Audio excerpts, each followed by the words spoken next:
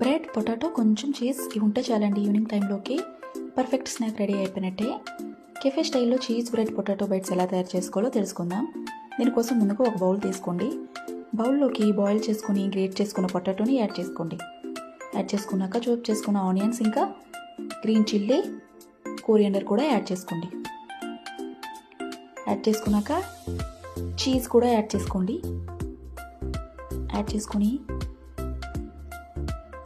కొంచెం red chilli powder and ధనియా powder, salt కూడా యాడ్ చేసుకోండి.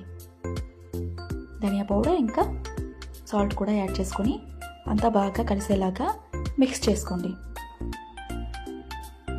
ఇలా బాగా మిక్స్ చేసుకున్నాక బ్రెడ్ స్లైస్ని తీసుకోండి.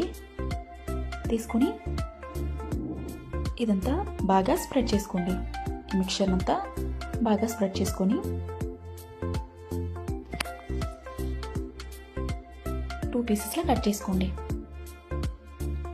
కట్ చేసుకుని పక్కన పెట్టుకొని కోటింగ్ కోసం కార్న్ ఫ్లోర్ని ఒక బౌల్లో తీసుకొని కొంచెం వాటర్ యాడ్ చేసుకొని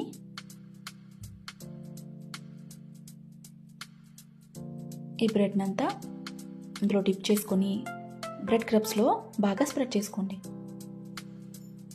ఇలా స్ప్రెడ్ చేసుకున్నాక ఒక్కడిగా అన్నీ స్ప్రెడ్ చేసుకొని ఒక ప్లేట్లోకి తీసుకోండి. స్టవ్ పైన కడాయి పెట్టి కడాయిలో ఆయిల్ యాడ్ చేసుకొని ఆయిల్ కొంచెం హీట్ అయ్యాక మీడియం ఫ్లేమ్లో పెట్టి ఈ చీజ్, బ్రెడ్, పొటాటో బైట్స్ని ఫ్రై చేసుకోవడమే. అంతే అండి, చాలా సింపుల్.